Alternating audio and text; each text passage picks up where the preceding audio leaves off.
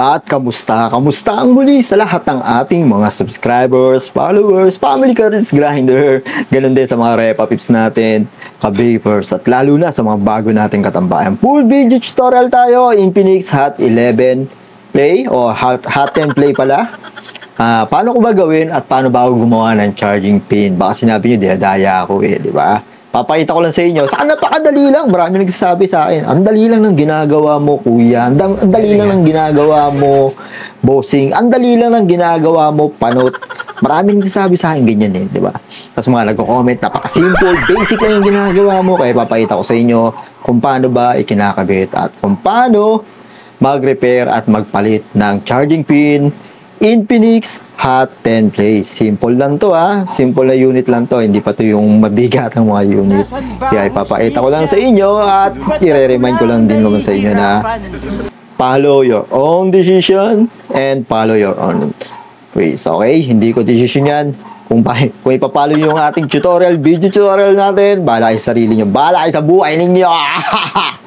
At sa muli, huwag niyong kalimutan pala mag-subscribe sa ating YouTube channel, iVape6792.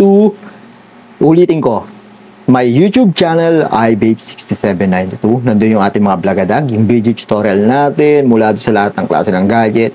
Mapabake, marami tayo, maraming klase tayo dyan, mga full disassembly, how to sirain, how to itapon, hindi naman ganun.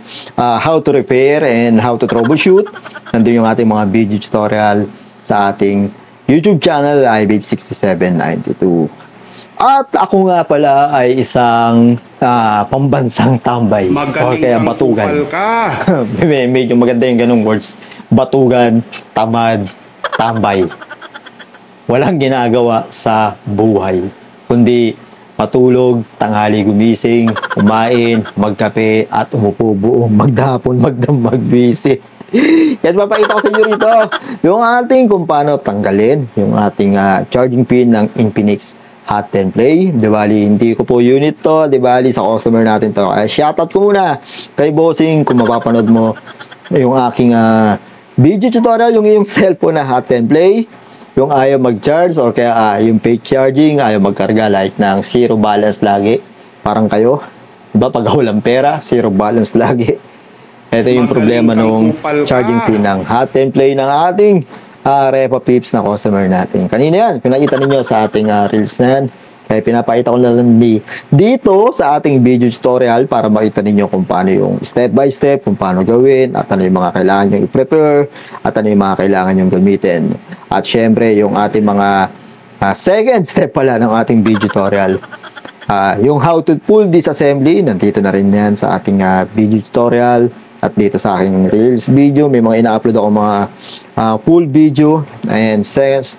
At kung gusto makita yung ating complete video tutorial na sa YouTube channel ko, iVape6792, then kailangan lang nyo i-prepare like ng metal spagger or kaya kung matibay yung kukulin nyo pambaklas, and also yung panghinang at yung charging pin na kailangan ninyo. Pero dito, gumagamit po ako ng microscope. Ganun yung gamit ng isang batugan, microscope. Gagamit ka dahil mahirap pong masira yung mata at napakahirap din pilitin dahil sobrang liit na mga pin or kaya yung paa ng charging port ng Infinix Hot 10 Play. At syempre dito pinakita ko kung gawa na okay na at piniri na natin yung dikit ng LCD with repairing charging pin port ng ating customer. At syempre maraming salamat muli sa inyong patuloy na pagsuporta at yung panonood ng aking blagadag.